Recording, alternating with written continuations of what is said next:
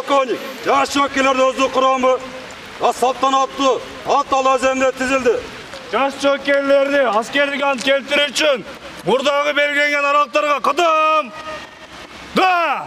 2022 жылдын 14 май күнү Кыргыз Республикасынын Коргоо министрлигинин 36-806 аскер бөлүгүнүн жаш жоокерлери аскердик ант беришти. Майрамдык салтанат 36-806 аскер бөлүгүнүн саптык аянтында өткөрүлдү.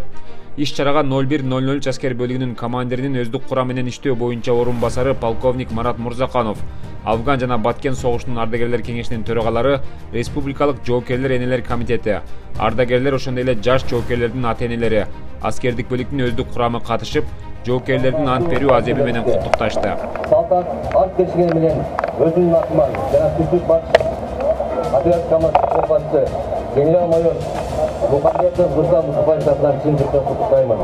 Жаш жоокерлер аскердик бөлүккө келген күндөн тартып 1 ай бою окуу ротасында даярдыктардан өтүшүп, ал жактан Кыргыз Республикасынын куралдуу күчтөрүнүн жалпы аскердик уставтарын, талаптарын, милдеттерин, курал-жарак, аскердик техникаларды колдонууну окуп үйрөнүштү. Аскердик ант берүү салтанатына келген конокторго жаш жоокерлер тарабынан даярдалган саптык ыкмалар, кол менен урушуу ыкмалары көрсөтүлдү.